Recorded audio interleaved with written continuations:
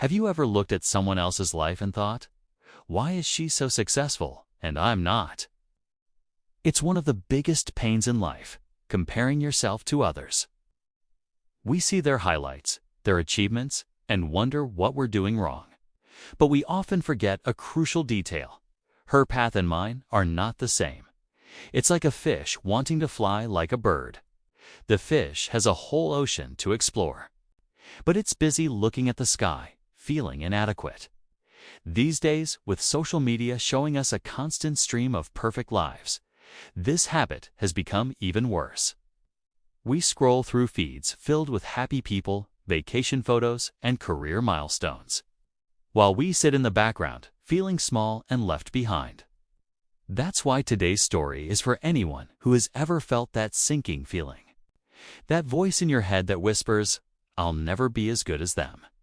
Now, let's listen to the following story. Once, in a small, peaceful village nestled beside a great forest, there lived a young boy named Ethan. He was hardworking and kind, a good-hearted soul. But he carried a heavy burden. He was always comparing himself with others.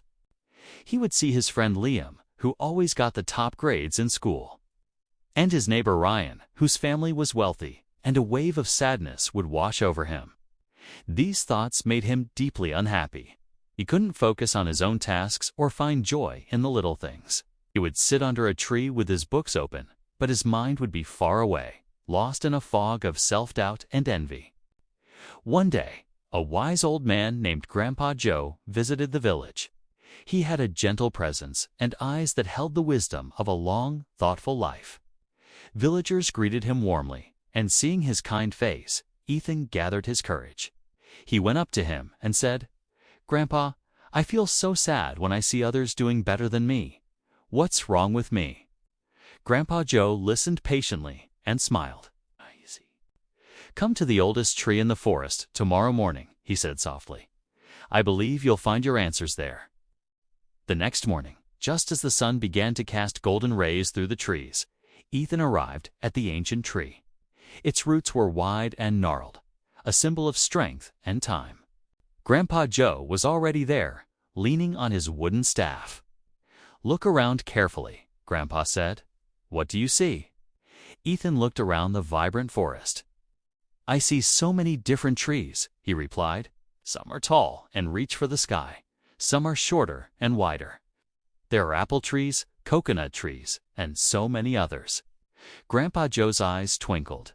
"Imagine," he began, "if the apple tree spent all its time comparing itself to the coconut tree, complaining that it wasn't as tall. How would that sound?" Ethan couldn't help but laugh. "That would be silly," he said. "Exactly," Grandpa replied with a warm smile. "Every tree has its own gift. The apple tree gives us sweet apples, and the coconut tree gives us coconuts. Each is valuable in its own way. The forest needs both."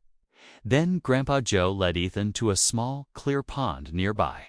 In the water, beautiful golden fish were swimming gracefully, while a bluebird soared high in the sky above them. The water surface was like a mirror, reflecting the bird's flight. "If the fish wished to fly, would that be right?"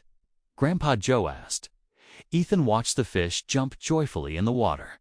"No," he said, finally understanding. "A fish is made to swim. That's its strength, its home." Grandpa Joe smiled, his voice full of warmth. "Then why, my boy, do you wish to be like someone else? You have your own ocean to swim in, your own gifts to share." After hearing Grandpa's words, something shifted inside Ethan. It was as if a heavy fog had lifted from his mind. He looked at the forest, the pond, and the sky with new eyes. He stopped comparing himself to Liam or Ryan and began focusing on his own talents. He found joy in his work, in learning, and in planting new trees, his confidence growing with each passing day. A few years later, Ethan had built his own successful business, becoming an inspiration to everyone in the village. He had found his own path and walked it with pride. Whenever a young person would come to him for advice, asking how he succeeded, he would share the wisdom he learned that day. "Never compare yourself," he'd say with a smile. A fish owns the entire ocean just by swimming. You own your world by being you. Remember this: the sun and the moon don't shine at the same time, but both are essential.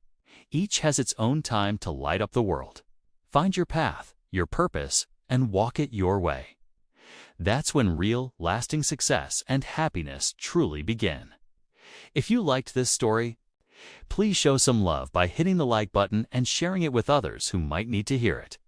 Don't forget to subscribe so we can see you again in a new story. Thanks for watching.